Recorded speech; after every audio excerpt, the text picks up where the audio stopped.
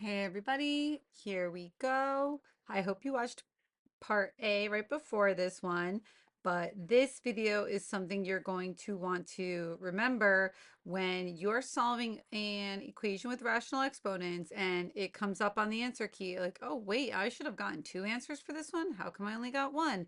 Why did they get two? So this is it, okay? So pay attention, listen carefully, make note of what it is you want to look for, watch out for, okay?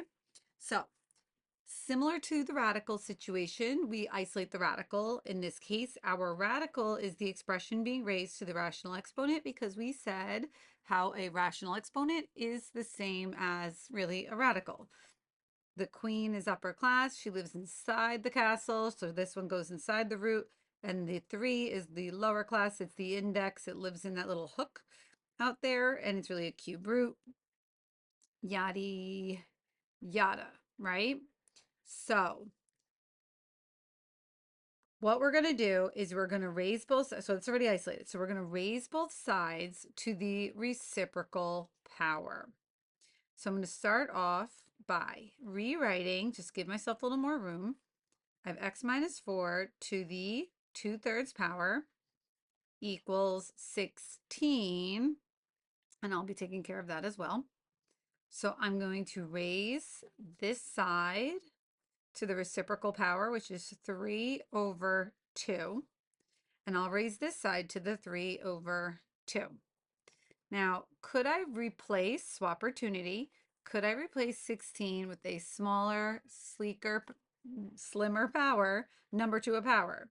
You could either do 2 to the 4th, or we can do 4 to the 2nd. Either of the two is fine. In this particular case, because the denominator is a 2, I do think it is probably a little bit cleaner to go ahead and use 4 to the 2nd power, even though 99% of the time I'm going with the smaller base, bigger power, but all good. Okay, now here's the thing.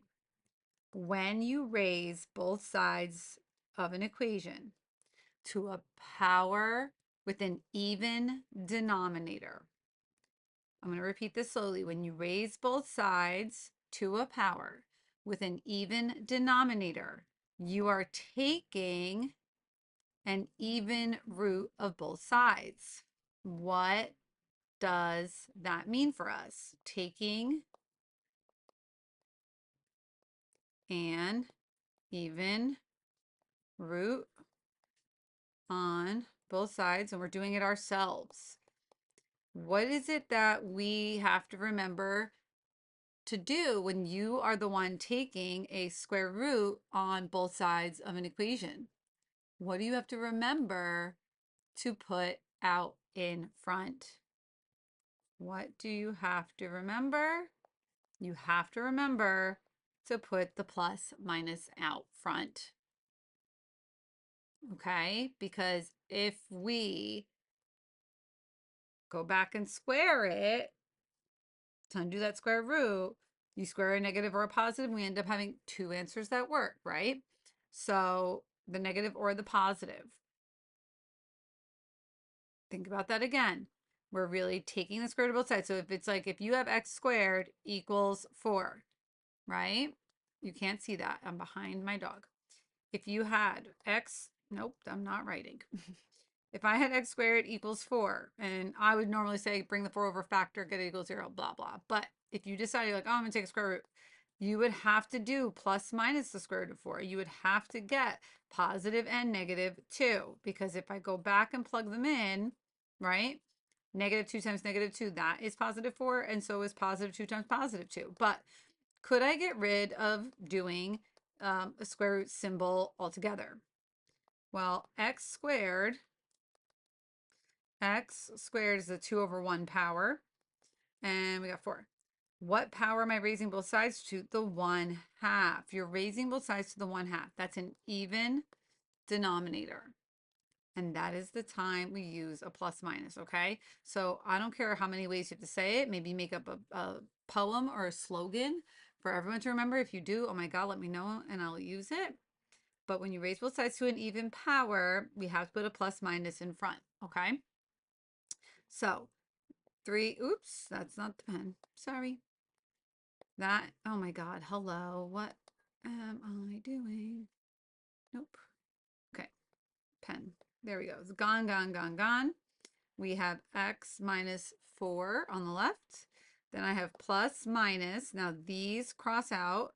We have 4 to the third.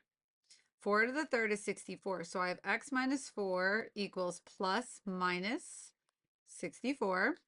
That means x minus 4 is 64 is one equation that we're solving, right? And x minus 4 equals negative 64 is the other equation we're solving. Add the 4 to both sides and we get x equals 68. And add 4 to both sides and we get x equals negative 60, not negative 68. Don't be lazy. Okay, so there you go. That's it. Now you could check for extraneous solutions. I'm telling you right now, they're both going to work. But you're free to check and double check that. All good. And that's it. So what do you have to remember? When you raise both sides, when you're dealing with rational exponents, when you raise both sides to a power with an even denominator, that means you're going to have to use plus minus, and you're going to introduce multiple answers, okay? So make sure you're paying attention to that because a lot of people will either miss it or they will use it when they don't need it, okay? So save this one, draw hearts, stars, rainbows, whatever the heck all around it so you know what you're talking about. And I hope that that resonates, but if you, let's test it. Okay, look, 68 minus 4. I feel like you don't believe me. So 68, plugging that in, right? Minus 4 is 64 to the 2/3 power. Well, 64 is the same as 4 cubed to the 2/3. The 3's cross out. We're left with 4 squared, which is 16, which equals 16. Check. Then I test the negative 60.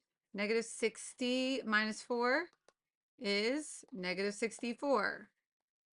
That is to the 2/3 power. That's negative 4 to the third to the 2/3.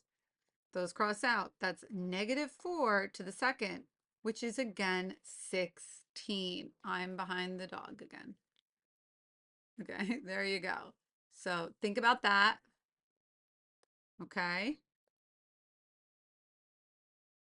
So let that sink in. Think about that. Ooh, we're gonna this cutie patootie over here. It's gonna be a factoring like a quadratic, kind of like a sort of like a substitution effect, but you'll see. That's coming up next. And there you go. Hope you enjoyed. There's about 2 more examples in this playlist coming up. And that's it for now. Adios.